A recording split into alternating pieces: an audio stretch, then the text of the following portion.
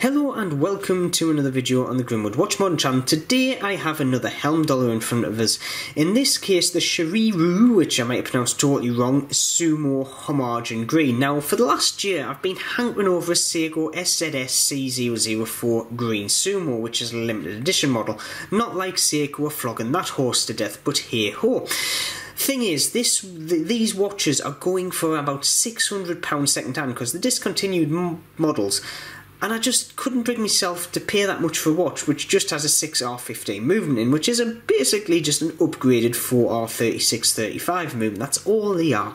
However, I picked up this lovely Homage for £119 or $159. Now, I did have a £10 discount on that as well, which brought it down to that. However, I then got stung for import tax and all that of £35 off DHL, so I wasn't too happy about that. But that's not the seller's fault, that's just the great old British taxing system screwing me over again. But it's still a saving of nearly £450, and I can tell you now, this is not £450 less of a watch in the slightest. So with all that out of the way, I think it's now time to have a closer look at this lovely little piece. First things first, let's start off with the sizing and specs. So case diameter is 44mm, height is 13mm, lug to lug is 52.5mm, and lug width is 20mm. Overall weight of this on my scales is 160 grams. The website does say 140, but it seems to be coming in a bit heavier than that. We have a NH35 movement ticking in the way, which is basically just the standard for the majority of watches nowadays. We have a 316 stainless steel case and bezel and strap. We also have sapphire crystalline in the top here with AR coating, 200 meters of water resistance, screw down crown, and we're also using Super Luminova C3 on all the lume on this watch. And with that we also get 2 years warranty.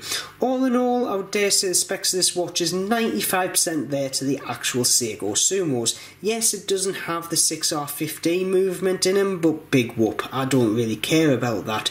Don't get me wrong, the new 6R35 movements that are going into the new Sumos are good with the 70 hours power reserve, but yet again you do pay through the nose for that. So with all those specifications out of the way, let's move on to the design. So we'll start off at the dial. Well, basically it's exactly the same as the Seiko other than the text. So at 12 o'clock we have the Shirryu logo instead of Seiko.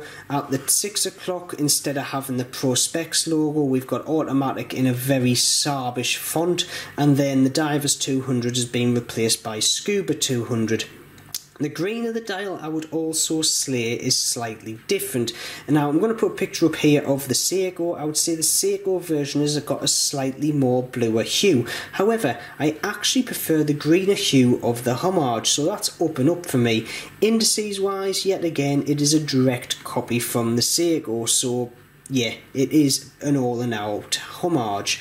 Now moving on to the chapter ring, yet again all green. We've got some white markers there, and at 12, 3, 6 and 9 we have those little blips of yellow. However, I would dare say on this watch the yellow looks a bit washed out compared to the Seiko. I would have liked it a bit more vibrant like the second hand.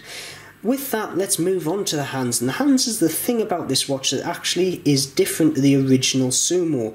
They've actually put in the new handset from the actual second generation Sumos, and it looks absolutely splendid. I actually prefer this handset over the originals, so in my case it's actually a win-win.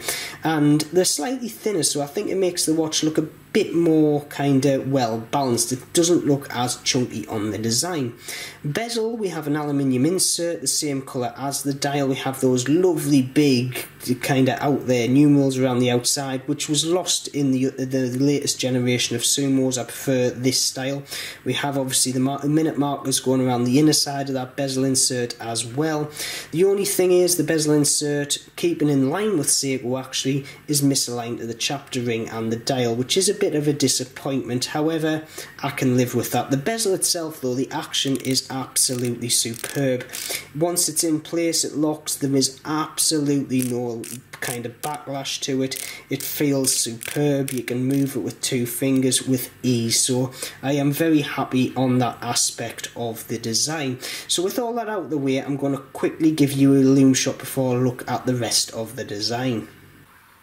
Lume wise, I've compared it against my Seiko Baby Tuner and also the Pagani Sub Homage. Now as we can see, the Sub Homage just doesn't last. However, the Sumo basically just keeps up with the Baby Tuner all day long, and I can confirm I've had this on my bedside table overnight and it will last 7 hours very easily, and I can still read the time after that time period. So Lume wise, I am happy. Don't get me wrong though, the tuner does pivot at the post very slightly, but not by much.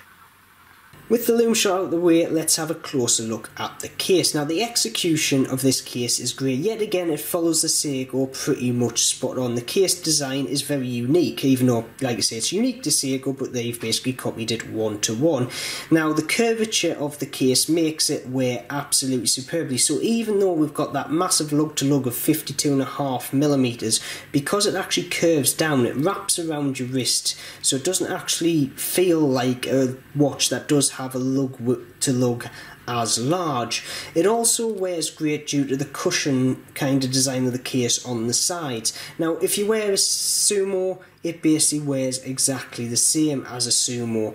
Now the crown itself has a actual S on it, very much like the Sumos themselves, and this case they've actually lined it up dead on, so this is fully wound in pretty much and it's in the right orientation. Don't get me wrong, it's not in the same font as the Seiko, but it's close enough to get away with it. Looking at the screw down case back, I would say this watch has got one of the best inscriptions of any watch I've got in my collection, and basically what it says is stay foolish, stay hungry. Now to be honest, anybody who buys a mechanical watch nowadays is foolish, because why are we getting it? We're only getting it as a material object. Yes, it tells the time, however, so do our mobile phones, and pretty much everybody nowadays has them, and we're spending a lot of money on these mechanical watches which could go towards feeding our families. And I think it's just a little kind of hint on there that kind of saying, look, you don't need this watch really, you know, you could be using the money to better kind of use, but you want the watch, so you want to get it. Stay foolish, stay hungry. And I just love it. I think that's a lovely thing to have on the back of this watch. Best inscription in my collection. Strap itself, well, to be honest, it is good. We've got solid end links, the rest of the links are solid as well. The only thing that does let this down, it has a stamped clasp. However, at this price point, what was I expecting? Even the solid end links is surprising at that cost. It does also have split pins in here for adjustment. It would have been nice to have screw pins, but yet again, at the price range, what was I expecting?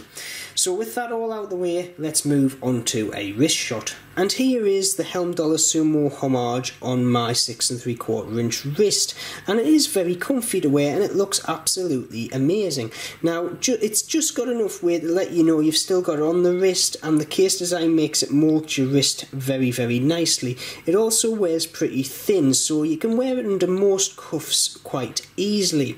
Now the bracelet itself is comfy, but the only downside is that pressed steel clasp, or stainless steel clasp I should say. I have managed to pull a few hairs out with it and it has nipped us once or twice, but like I say, at the price this watch has come in for, I was expecting a couple of kind of corners to be cut, and the clasp is one of them.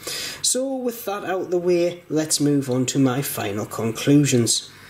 So, for £120, obviously missing out the taxes that I had to pay, you can't go wrong with this Shirryu Heimdallr Sumo Homage. It really does scratch my itch for a Seiko Sumo, because it's basically a one-to-one homage, that's it.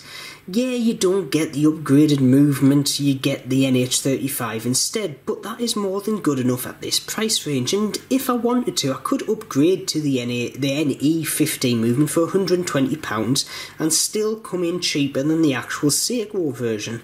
The only real issue that I have with this watch is that out-of-line bezel insert, but yet again, that's just copying Seiko straight off the bat. It's just Seiko through and through, and also that press clasp, but yet again, at the price point, how can I complain at that? At the end of the day, you'll be hard pushed to find a watch of this quality and this spec, but yet again, Heimdallr do watches like this at this price range all day long. Just go and look at their site, there is absolutely tons of them. So what do you think of this Sumo Homage? Would you have one, or would you just kinda save up and actually fork out for the true Seiko Sumo at the end of the day? Please put your thoughts in the comments below. If you have liked this video, please press that subscribe button and the bell button so you get notifications of when I actually release videos. And as always, keep safe and I shall see you soon.